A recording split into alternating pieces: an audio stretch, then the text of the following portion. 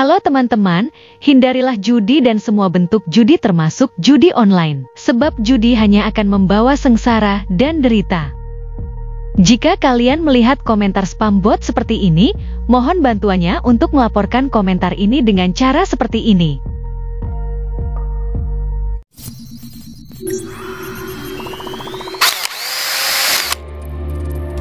Assalamualaikum warahmatullahi wabarakatuh. Selamat datang kembali di Rio Hotspot Channel. Maaf lo ya, kami belum bisa move on lo dari kegagalan timnas masuk ke Piala Dunia. 2 tahun loh kita ini semua mengawal timnas kita. 2 tahun itu pun puluhan pemain udah berjuang loh dari round 1 sampai round 4. Bahkan mereka yang berjuang dari round 1, round 2, round 3 sampai round 4 itu banyak yang disingkirkan, banyak yang nggak dipanggil lagi. Apakah mereka ngeluh? Enggak. Mereka nggak ngeluh sebab impian dan tujuan mereka cuma satu, ingin lihat Indonesia lolos Piala Dunia. Kita tahu lah ya kelemahan dan kekurangan pemain-pemain kita. Jangankan pemain yang lokal murni, bahkan pemain diaspora pun masih banyak memiliki kelemahan dan kekurangan. Jangankan soal mental ataupun disiplin, attitude dan lain-lain, bahkan untuk teknik dasar pun saja pemain kita masih banyak yang salah. Kita sebut saja pemain-pemain yang pernah digembleng, pernah merasakan hal itu dari round 1. Sananta, Sadil, Witan, Arhan, Asnawi, Dimas dan lain-lain. Bahkan seorang Ivar Jenner, Rafael Strijk, Justin Hubner, Elkan Bagot, Jordi Amat, semuanya ngerasain yang namanya capeknya latihan, capeknya diomelin, capeknya disuruh push sampai 100% lebih sama Sintayong. Tapi mereka happy. Kenapa mereka happy? Karena sejak round 1 itu impian mereka itu sama, ingin masuk ke Piala Dunia. Jadi impian pemain, tujuan pemain dan tujuan pelatih itu sama, ingin masuk ke Piala Dunia. Impian pemain kita ingin membawa timnas Indonesia main di Piala Dunia, ingin mereka merasakan menjejakkan kaki mereka di yang namanya Piala Dunia. Sementara impian pelatihnya Sintayong waktu itu ingin menjadi satu-satunya pelatih asing yang mampu membawa Indonesia ke Piala Dunia. Nah, dengan satu tujuan, satu visi itulah akhirnya kekuatan, kekompakan pun terjalin di timnas Indonesia. Sedih sama-sama, senang pun sama-sama. Lah sekarang pemainnya sedih di lapangan, pelatihnya cuma duduk di bench. Kita sama-sama tahu lah ya, dulu pertama kali Sintayong direkrut itu tujuannya apa sih, tugasnya apa sih, cuma ngebangun fondasi. Tapi ketika melihat progres timnas kita ini lebih bagus, maka targetnya pun beda, ingin membawa Indonesia lolos ke Piala Dunia. Bukan target PSSI kala itu, tapi target Sintayong pribadi. Tapi target itu pun dihancurkan, dijegal, dibasmi, dibantai istilahnya sama ya federasi yang sekarang. Cuma gara-gara apa? Cuma gara-gara bisnis, politik, semuanya itu seolah-olah dipotong, dihabisin sama PSSI yang sekarang. Dan ujung-ujungnya cuma satu sebabnya kenapa semua itu dihabisin. Karena nggak mau ada yang namanya embel-embel nama PSSI yang dulu. Atau istilah kasarnya, gengsi. Bahkan yang lebih muak lagi buat kami adalah ini tangan kanan PSSI, tangan kanan ketum PSSI, Esko PSSI Bung Asroda ini selalu membangga-banggakan staf kepelatihan yang sekarang yang berjumlah berapa? 14 orang. Dan juga istilahnya menyudutkan pelatih timnas yang dahulu. Padahal seluruh dunia juga tahu siapa Patrick Kluivert usai dia pensiun dari sepak bola. Bahkan pemain-pemain dunia pun tahu siapa Patrick Kluivert. Usai dia pensiun dari dunia sepak bola, Kluivert itu dikenal nggak lebih dari seorang pemabuk dan penjudi, bukan seorang pelatih. Nah, kenapa ketika direkrut sama Indonesia, dia dibangga-banggakan, bahkan namanya mungkin dibilangnya lebih besar daripada Sintayong. Oke, betul memang nama dia lebih besar daripada Sintayong sebagai pemain bola. Tapi sebagai pelatih, bahkan sekelas timnas Kurakau saja supporternya mengatakan Kluivert tak lebih hebat dari pelatih lokal kami. Waktu itu kita sama-sama pernah lihat postingan Arya Sinulinga, Kluivert 3 kali main 6 poin, sementara Sintayong 6 kali main 6 poin. Nah sekarang kita perbandingkan aja sih secara realnya gitu kan, sama-sama berapa pertandingan sih yang dijalani Kluivert ini bersama timnas Indonesia? Ini ya, data lengkap dari statistik perjalanan timnas Indonesia dari round 1 sampai round 4. Oke, kita mulai dari Patrick Kluivert. Patrick Kluivert selama dari round 3 ke round 4 itu menjalani 6 kali pertandingan dengan rincian 2 kali menang dan 4 kali kalah. Lah, kebobolannya 15 gol. Mencetak gol cuma 5 gol yang dicetak oleh pemain-pemain Indonesia selama 6 kali bermain bersama Patrick Kluivert. Dengan poin cuma 6 poin aja. Kita bandingkan dengan Sintayong 6 laga ya, sama-sama 6 laga. 6 kali main, 4 kali menang, 1 kali imbang, dan 1 kali kalah. Kebobolannya 6 gol. Cetak gol 18 gol. Poinnya 13. Itu kan nggak fair. Kalau diambilnya dari atas round 1, round 2 kan itu lawannya tim-tim ASEAN. Oke, kita ambil sama-sama dari round 3. Ini ya, Sintayong kita ambil dari round 3. Di round 3 6 kali main, 1 kali menang, 3 kali imbang, dan 2 kali kalah. Mencetak gol 6 gol ya, kebobolan 9 gol. Poinnya 6. Nah, dari round 3 aja tetap kok persentase Sintayong kalau dari 6 laga lebih tinggi daripada Patrick Kluivert. Apa yang lebih tinggi? Poin memang benar sama-sama 6, tapi lihat cetak golnya selama 6 laga itu udah mencetak 6 gol. Sementara Kluivert di 6 laga cetak 5 gol. Kebobolannya Sintayong cuma 9, sementara Kluivert 15 gol kebobolan. Itu pun dengan catatan pemain-pemain di era Kluivert, tambahan pemain diasporanya lebih banyak dibandingkan Sintayong. Nah, dengan kenyataan dan statistik seperti ini, mungkin pertanyaan yang ada di benak kita sebagai supporter timnas Indonesia cuma satu, sama. Dalam otak kita cuma sama, apakah Patrick Kluivert akan dipecat? Jawabannya sih kalau buat kami mungkin enggak ya. Kluivert enggak akan dipecat. Kenapa demikian? Sebab baru-baru ini ada sebuah rencana yang beredar. Katanya PSSI tengah menyusun sebuah rencana untuk membalikan ataupun mengembalikan nama baik Patrick Kluivert. Apa itu? Yakni AFF.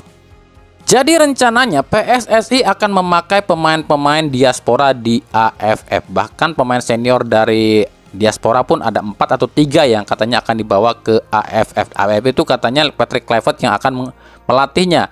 Jadi pemain lokalnya mungkin cuma 20%-an lagi aja kali ya. Nah, jika Patrick Kluivert mampu juara di AFF, maka nama baik Kluivert dan PSSI, khususnya ketum PSSI, katanya sih bisa dikembalikan. Istilahnya, kegagalan di Piala Dunia akan tertutupi dengan juara AFF. Itulah makanya sampai sekarang belum terlihat ada acara-acara di TV, podcast-podcast yang judulnya Kluivert out. Belum ada kan? Sebab belum diizinkan, atau dengan kata kasarnya nggak diizinkan sama pihak federasi. Dan mereka masih cari jalan gimana caranya buat ngangkat nama Patrick Kluivert dan juga PSSI atau Erick Thohir itu sendiri. Makanya salah satu senjatanya adalah AFF. AFF kok dibanggain? Apa kata dunia? Katanya tim runner up Piala Asia U23. Katanya tim 16 besar Piala Asia. Katanya tim yang lolos round 4 Piala Dunia. Kok ngarepin AFF sih? Lagian AFF itu juga kan sebuah turnamen yang nggak diakui sama FIFA. Dan kita sama-sama tahu lah ya, siapa sih pandit-pandit yang paling ngotot pengen kita juara AFF? Tentu saja Towel. Kita kalau bicara ASEAN masa mau targetnya cukup final, cukup semifinal, malu dong. Kita udah nunggu dari 96 pengen juara AFF. Jadi di sini kita harusnya udah paham, Towel itu seolah-olah punya kuasa di PSSI. Atau ada istilahnya mungkin apa ya? Ada sebuah rahasia ketum PSSI yang sekarang yang dipegang oleh Towel, sehingga mungkin saja apa yang disarankan oleh Towel harus diikuti sama PSSI yang sekarang. Kita udah tahu kemarin ya, formasi yang dibikin Towel kok sama dengan formasinya Patrick Kluivert lawan Arab. Bahkan sampai terjadi ketegangan di locker room, sampai pemain pun bingung, ini kok formasinya kayak gini. Ya mungkin saja dia yang minta seperti itu.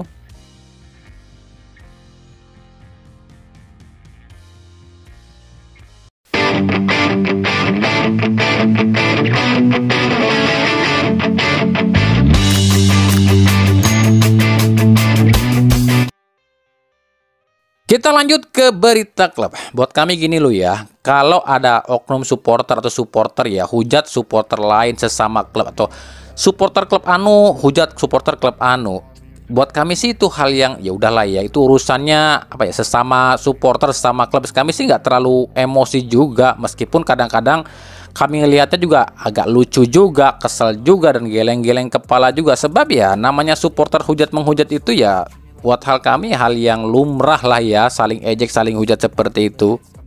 Tapi kalau urusannya dia bermaksud menghujat supporter lain tapi membawa embel-embel dengan nama timnas, bahkan melecehkan lambang negara timnas atau negara Indonesia, kami nggak bisa tinggal diam.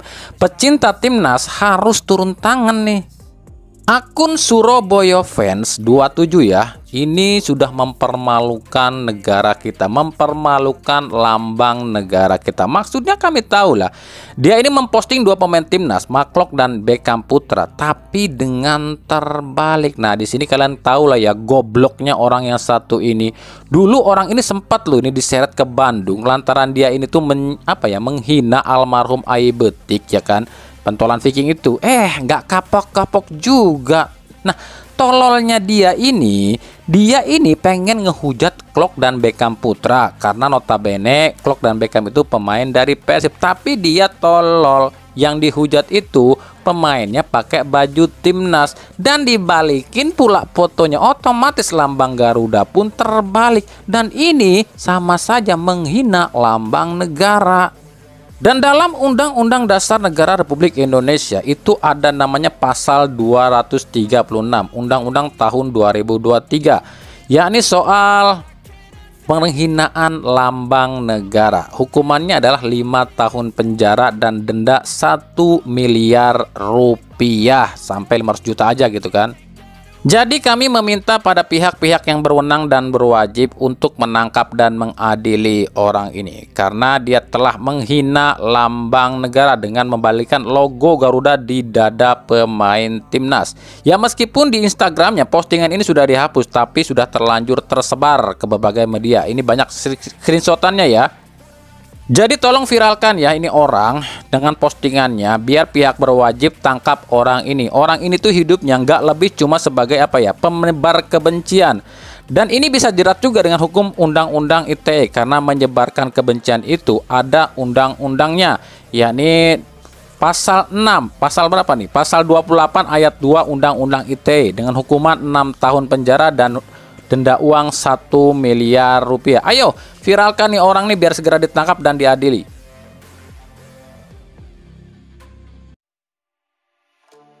Kita ke Persib Bandung. Buat pemain-pemain Persib yang ada di timnas, udah ya lupain aja lah. Bukan lupain timnasnya, tapi lupain aja orang-orang yang hujat kalian. Mereka itu ngehujat kalian karena mereka nggak mampu kayak kalian. Iri itu tanda tak mampu loh. Ya udah lebih baik kalian fokus aja ke klub kalian ya, yang harus ngejalani yang namanya 2 kompetisi, nggak kayak mereka. Klub mereka jalanin 1 kompetisi aja nggak juara-juara. Itu kata fansnya Persib lu ya. Ngatain tim Persib badut, tapi malah mereka cuma jalanin 1 kompetisi aja ngap-ngapan, juara aja sulit. Ya udah kalian fokus aja ke klub kalian, ke liga ya. Lawan terdekat di liga adalah tim zona degradasi PSBS Biak yang kali ini bermain di Stadion Maguwo Harjo, Sleman, Yogyakarta. Secara jarak sih sebenarnya ini sedikit menguntungkan sih buat Persib. Agak lumayan lah ya, nggak jauh-jauh amat harus ke Papua kayak musim kemarin yang kelihatan banget ya dicuranginnya. Udah harusnya terbang ke Papua, mainnya tengah hari yang mentereng panasnya kayak gitu. Dicurangin juga sama wasit Tommy Manggopa. Itu musim kemarin apa musim lalu ya? Tapi ya meskipun gak main di Papua, bukan berarti Persib akan dengan mudah mengalahkan PSBS Biak di stadion ini. Sebab ya kalau kami lihat ya statistik Persib ya ngelawan tim-tim papan bawah musim ini tuh nggak bagus, kurang bagus lo ya. Secara keseluruhan lo ya, kalah dari Persijap, kalah dari Persita, imbang lawan PSIM. Apalagi nih mainnya di Stadion Maguwo Harjo. Sebab dalam catatan kami, sejak 2019 Persib itu statistiknya kurang bagus kalau main di stadion ini. Total itu udah 6 kali main loh Persib di stadion ini dengan rincian 2 kali menang, 4 kali imbang, dan 1 kali kalah. Yang paling mencolok dan kerasa adalah kalah di final Piala Menpora 2021 lawan Persija lagi.